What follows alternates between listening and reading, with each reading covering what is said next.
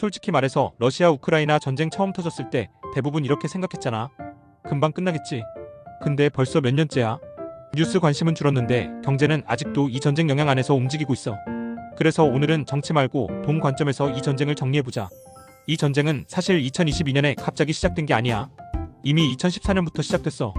우크라이나가 유럽 쪽으로 가까워지려 하니까 러시아 입장에서는 내 앞마당이 서방으로 넘어가네. 이렇게 느낀 거지. 그래서 2014년에 크림반도 가져가고 동부지역 분쟁 시작. 그게 8년 이어지다가 2022년에 전면 침공으로 커진 거야. 러시아는 몇 주면 끝날 줄 알았어. 근데 장기전으로 들어갔지. 근데 이 전쟁이 왜 경제적으로 그렇게 큰 사건이었냐? 핵심은 에너지야. 전쟁 전 기준으로 유럽이 쓰던 가스의 약 40%가 러시아산이었어. 독일은 산업용 가스 절반 이상을 러시아에 의존했지. 근데 전쟁 터지고 공급이 확 줄어들어. 그러면 어떻게 되겠어? 가스 가격이 폭등해.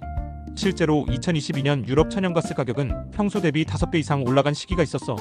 전기요금, 난방비, 산업용 에너지 비용이 동시에 상승. 독일 화학기업 BASF는 에너지 비용이 급등하니까 유럽 공장 축소하고 중국, 미국 투자 늘렸어. 유럽 철강 비료 공장도 생산 줄였고. 이게 의미하는 건 간단해. 전쟁이 전쟁터만 흔든 게 아니라 유럽 제조업의 뿌리를 흔든 거야.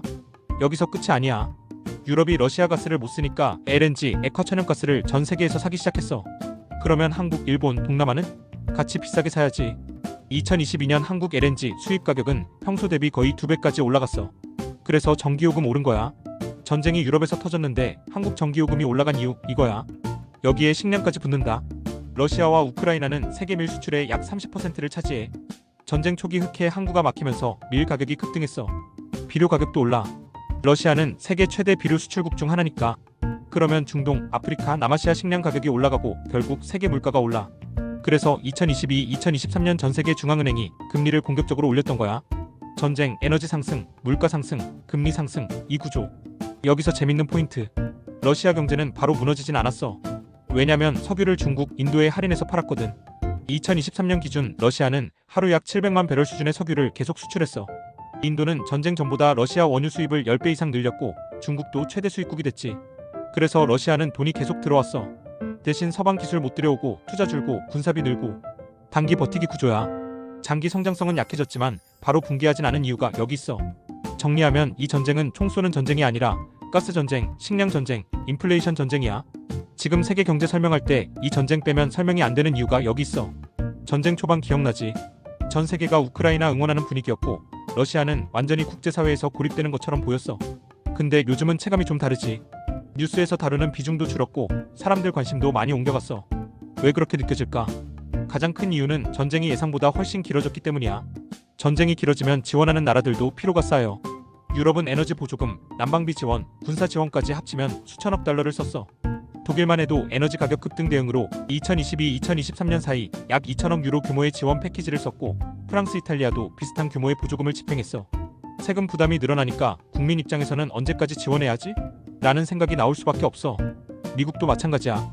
우크라이나 지원 예산을 두고 의회에서 정치 갈등이 계속 있었어. 지원이 완전히 끊긴 건 아니지만 속도와 강도는 초반보다 확실히 줄어든 게 사실이야.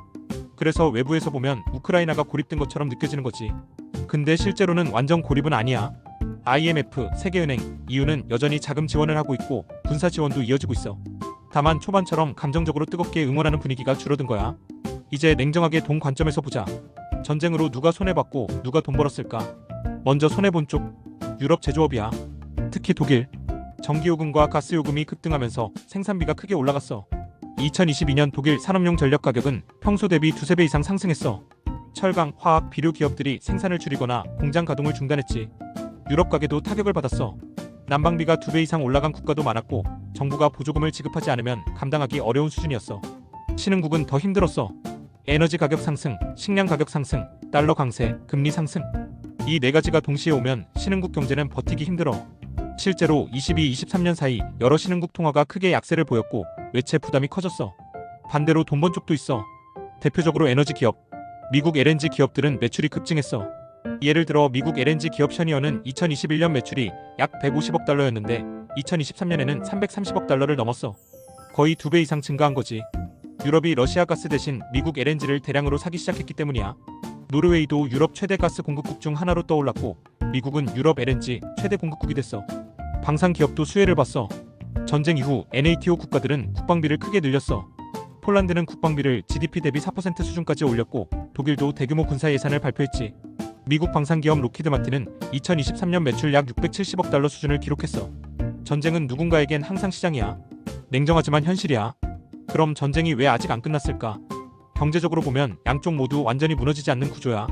러시아는 에너지 수출로 현금이 계속 들어오고 중국과 인도라는 큰 구매자가 있어. 우크라이나는 서방 지원으로 버티고 있어. 그러니까 한쪽이 완전히 쓰러지지 않는 균형 상태가 만들어진 거야. 그래서 전선이 고착됐어. 드론, 포병 중심의 소모전이 계속되고 있어. 당장 완전 종전보다는 휴전이나 동결 전쟁 형태로 갈 가능성이 높다는 분석이 많아. 근데 중요한 건 전쟁이 끝나는 순간 경제 흐름이 크게 바뀔 가능성이 있다는 거야. 이제 진짜 돈 이야기로 넘어가 보자. 전쟁이 끝나면 가장 먼저 나오는 단어가 있어. 재건. 우크라이나 재건 비용은 현재 여러 국제기구 추정으로 약 6천억 달러 이상이야. 우리 돈으로 800조 원이 넘는 규모야. 어느 정도냐면 한국 1년 국가 예산보다 큰 수준이야. 이 돈이 한 번에 들어가는 건 아니고 10년 이상에 걸쳐 들어갈 가능성이 높아. 그래도 2차 세계대전 이후 가장 큰 재건 시장이 될 가능성이 크다는 말이 나오는 이유가 여기 있어. 돈이 어디로 가냐? 건설, 철강, 시멘트, 전력망, 도로, 철도, 주택. 특히 전력 인프라가 핵심이야. 전쟁 동안 발전소와 송전망이 반복적으로 파괴됐거든. 유럽 건설사들과 인프라 기업들은 이미 재건 프로젝트 참여 준비를 하고 있어. 자금은 어디서 나오냐?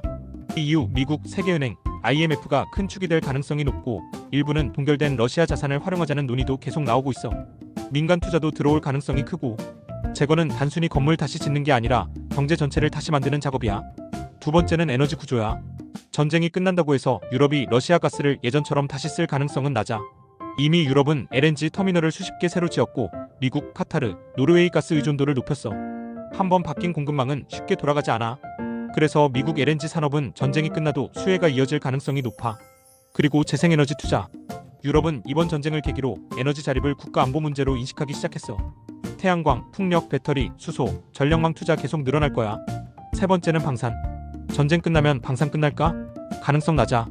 오히려 반대야. 유럽은 지금 재무장 중이야. 우크라이나 지원하면서 무기 재고가 많이 줄었거든. 나토 국가들은 국방비를 GDP 대비 2% 이상 유지하는 방향으로 가고 있고 일부 국가는 3-4%까지 올리고 있어. 드론, 미사일, 방공 시스템 수요는 최소 10년 이상 이어질 가능성이 커. 네 번째는 원자재. 재건, 군수, 전력망 투자 이 세 가지가 동시에 들어가면 구리, 철강, 알루미늄 수요가 늘어날 수밖에 없어. 특히 구리, 전력망과 배터리, 재생에너지의 필수야. 그래서 전쟁 종료 이후 원자재 슈퍼사이클 가능성을 이야기하는 분석도 있어. 다섯 번째는 금융시장. 전쟁이 끝나면 가장 먼저 바뀌는 건 불확실성이 줄어든다는 점이야. 그럼 투자자들은 다시 위험 자산으로 이동하기 시작해. 유럽 증시, 인프라 펀드, 재건 관련 투자, 신흥국 자금 흐름이 바뀔 수 있어. 다만 중요한 건 전쟁이 끝나도 세계가 전쟁 이전으로 돌아가지는 않을 거라는 점이야. 이미 에너지 블록화가 진행됐고 군비 지출은 구조적으로 늘었고 공급망도 지역별로 나뉘고 있어. 탈세계화 비용이 생겼고 에너지 가격 변동성은 높아졌어. 그러니까 이 전쟁은 단순한 지역 분쟁이 아니라 세계 경제 구조를 바꿔버린 사건에 가까워. 앞으로 10년을 보면 에너지, 군수, 재건 이 세 가지가 돈의 흐름 중심에 있을 가능성이 높아. 도움이 됐다면 구독, 좋아요